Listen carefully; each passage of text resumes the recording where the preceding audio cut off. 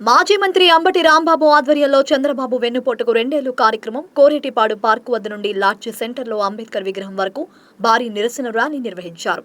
అంబేద్కర్ విగ్రహం వద్ద డీఎస్సీ బొమ్మను తగలబెట్టబోతుండగా పోలీసులు అడ్డుకొని బొమ్మను లాక్కొని వెళ్లిపోయారు. అనంతరం ఎమ్మెల్సీ చంద్రగిరి యేసురత్నం, మాజీ మంత్రి అంబటి రాంబాబు మీడియాతో మాట్లాడారు. ఆంధ్రప్రదేశ్ రాష్ట్రంలో 3 మోసగాళ్లు ఉన్నారని, చంద్రబాబు నాయుడు ప్రపంచ మోసగాడని, యువగలంలో హామీ ఇచ్చిన లోకేష్ ఆల్ ఇండియా మోసగాడని, పవన్ కళ్యాణ్ ఆంధ్రప్రదేశ్ మోసగాడని, రాష్ట్ర ప్రజలు వారి పట్ల జాగ్రత్తగా ఉండాలని అన్నారు. సూపర్ 6లోని ఏ ఒక్క హామీని పూర్తిగా నెరవేర్చకుండా రాష్ట్ర ప్రజలను మోసం చేశారని మండిపడ్డారు. ఆడబిడ్డ నిధి కింద నెలకు ఒకరికి 1500, నిరుద్యోగులకు నిరుద్యోగ భృతి కింద 3000, రాష్ట్రంలోని మహిళలకు 50 సంవత్సరాలకే పెన్షన్ ఇస్తానని చెప్పి దగా చేశారని అన్నారు. కేంద్రం ఇచ్చేది కాకుండా అదనంగా 20,000 ఇస్తా అని చెప్పి రైతన్నకు చంద్రబాబు వెన్నుపోటుకు 2 ఏళ్లు అని ఎద్దేవా చేశారు.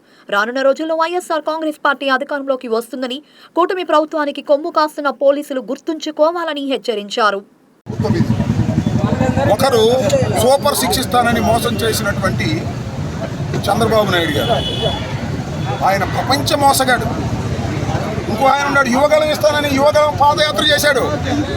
డిప్యూటీ సీఎం అవలా, ఇంకా ఆయన ముఖ్యమంత్రి కావాలని అనుకుంటున్నాడు. నారా లోకేష్ గారు ఆల్ ఇండియా మోసగాడు.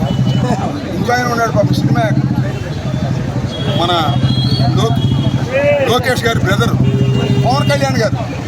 ఆయన ఏమన్నాడు, 30,000 మంది మహిళలు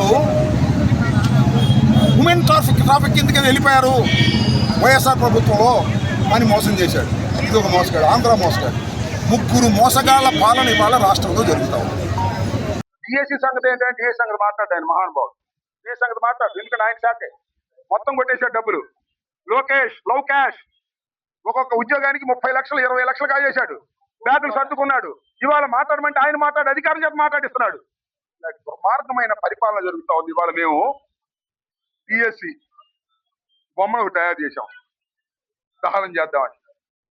మొత్తాన్ని పోలీసులు బలవంతాన్ని పట్టుకుపోయారయ్యా. శభాష్, గుంటూరు పోలీసులకి శభాష్. దిష్టి బొమ్మను తీసుకెళ్లారు, బ్రహ్మాండంగా అరెస్ట్ చేశారు. దిష్టి బొమ్మని, మీ పనికి మాలిన పనికి దిష్టి బొమ్మను తీసుకెళ్తాయంటాయా? మా ఇంటి మీద దాడి చేస్తే పట్టించుకోరు. మొన్న ఇంకో విషయం చెప్తా, ఉజ్జనగూడలో 4వ తారీఖున మేము వెన్నుపోటు పాలనకు 2 ఏళ్ళని మేము కార్యక్రమం చేస్తే జగన్మోహన్ రెడ్డి గారు దిష్టి బొమ్మ తగలేశారు. అక్కడ దగ్గరుండి తగలించారు ఈ పోలీసులే, ఈ డిఎస్పీనే. ఏమా ఇవాళ మేము డిఎస్సీ బొమ్మ తగలేస్తామంటే అరెస్ట్ చేసి ఇచ్చారు. డిఎస్సీ బొమ్మనే ఏం చేసుకుంటారా? తగలేస్తారా? ఏం చేస్తారు మీరు? నాకు అర్థం కాల. డిఎస్సీ బొమ్మని బలవంతంగా మా కార్యకర్తల దగ్గర నుంచి లాక్కెళ్ళారు. మొన్నేమో జగన్మోహన్ రెడ్డి గారి బొమ్మని తగలేస్తుంటే ఒక శోధ్యం చూసినట్టు చూశారు. ఏం చేస్తారు మీ డ్యూటీ అని అడుగుతా ఉన్నా.